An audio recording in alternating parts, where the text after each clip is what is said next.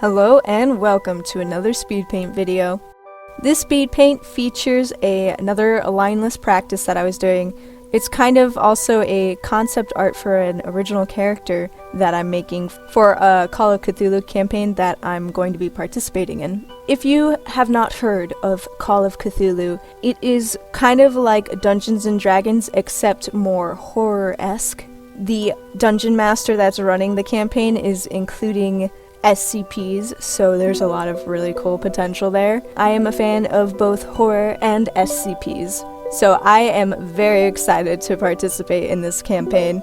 I just kind of hope that my character here does not die too quickly.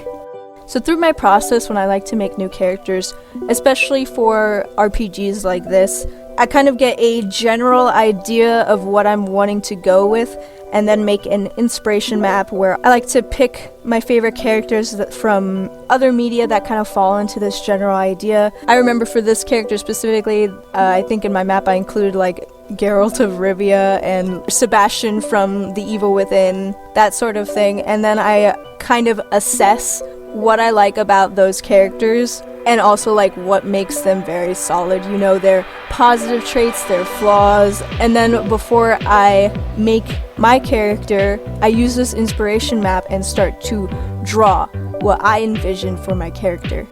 For me, drawing is also a big part of the process.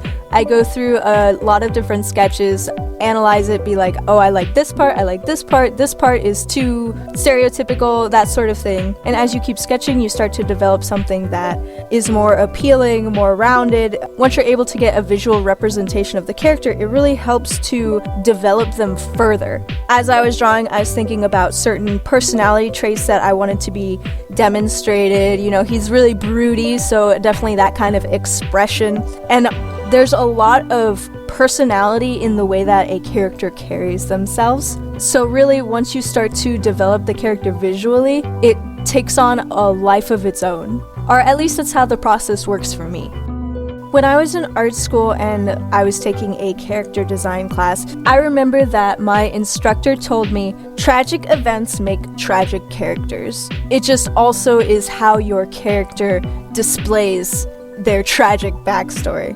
My character here, his name is Fletcher. He demonstrates his tragic backstory in how he isn't keeping up with his physical appearance. He's kind of dressed up for the job, he's a private eye, but just like the uneven stubble, the hair that's messy, the root color is starting to show, I think that's how I wanted him to demonstrate his tragic internal struggle. I also include a black eye later, kind of because it's part of his backstory, but also to demonstrate that he's a bit of an all bark, no bite kind of character. I think it's very common for him to have some kind of injury in his facial region, or bruising or cuts along his body just from getting into bar fights or that kind of thing. There's also a different route I see a lot with character design where you have a character with a tragic backstory, but he internalizes it. It's kind of like the person who's suffering the most hides it with a smile kind of situation, where you'll have this really happy, cheerful character,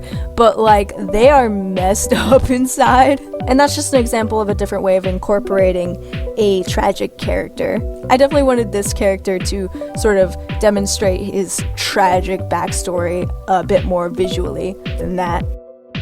So Fletcher here is also a bit of a jerk, which I'm kind of worried about playing in an RP situation. Not because I'm worried about like hurting people's feelings. Everybody knows we're in character and it's all for fun. But I think that it is difficult for jerks and kind of like the lone wolf character to work in a cooperative setting. Like, you have to be really careful to not cause too much tension, because I think then the game will just be like really unfun for everybody. So for example, I have to try and use like his jerkish attitude to open doors and opportunities rather than close them. So I think that'll be kind of challenging to keep in mind. So like using his personality to further the story rather than hindering the other characters by, you know, being some kind of brooding butt wipe.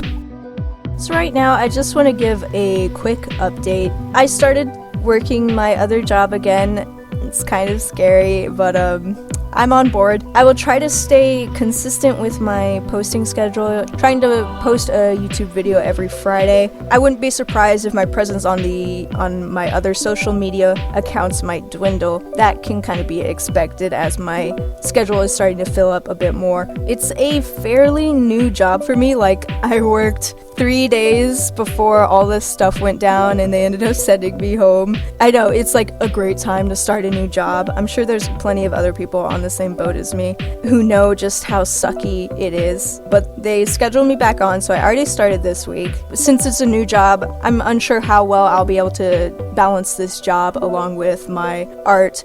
So I guess the update is that we are entering a adjustment period. I may have to make changes to my upload schedule. For now, I'm trying to keep it very consistent though. It's just, I'm also keeping in mind that I don't want to be too busy that I end up burning out. So right now I'm really just trying to learn the best way to manage my time. And if I have to, I might have to change my upload schedule. But for now, I am trying to be consistent. Well, that about wraps it up for this SpeedPaint video. Thank you all so much for watching, and I hope you have a great day.